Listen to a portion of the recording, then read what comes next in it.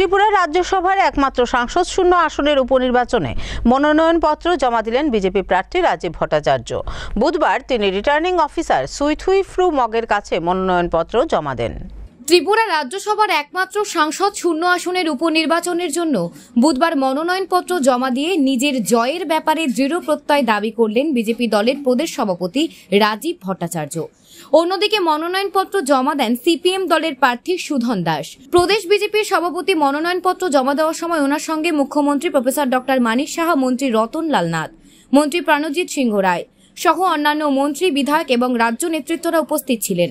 এক সাক্ষাৎকারে রাজ্যসভার প্রার্থী করার জন্য প্রধানমন্ত্রী নরেন্দ্র মোদী সহ কেন্দ্রীয় নেতৃত্বদের ধন্যবাদ জানান প্রদেশ সভাপতি রাজীব ভট্টাচার্য। পাশাপাশি তিনি উল্লেখ করেন ত্রিপুরার উন্নয়নের কাজ ত্বরান্বিত করার জন্য প্রয়াস জারি রাখবেন এবং এক ত্রিপুরা শ্রেষ্ঠ ত্রিপুরা গড়ার মুখ্যমন্ত্রী যে স্বপ্ন তা বাস্তবায়িত করার জন্য কাজ চালিয়ে যাবেন। সেই সাথে বিরোধীদের কাজেও সমর্থন করার আহ্বান করেন তিনি।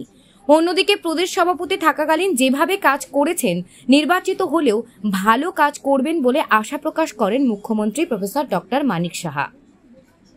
আমি আশা করি উনি কৃতিত্বের সাথে যেভাবে সভাপতিত্বের দায়িত্ব উনি করেছেন এবং আগামী দিন যখন উনি নির্বাচিত হবে, নিশ্চিত যে ত্রিপুরা রাজ্যের জন্য খুব ভালো কাজ করবেন, সেটা আমি নিশ্চিত। এর জন্য আমি মাননীয় প্রধানমন্ত্রীজিকে এবং আমাদের রাষ্ট্রীয় অধ্যক্ষ জেপি নাড্ডাজি এবং অমিত শাহজিকে, আমাদের মাননীয় হোম মিনিস্টার, আমি আমাকে এত বড় পরিসরে কাজ করার সুযোগ করে দেওয়ার জন্য আমার দেশের যশস্বী প্রধানমন্ত্রী নরেন্দ্র মোদীজি, আমাদের রাষ্ট্রীয় সভাপতি আদরণীয় জেপি নাড্ডাজি, আমাদের গৃহমন্ত্রী অমিত ভাই শাহজিকে ধন্যবাদ জানাই যে আমার মতো এরকম ছোট কার্যকর্তাকেও এত বড় পরিসরে কাজ করার একটা সুযোগ করে দিয়েছে।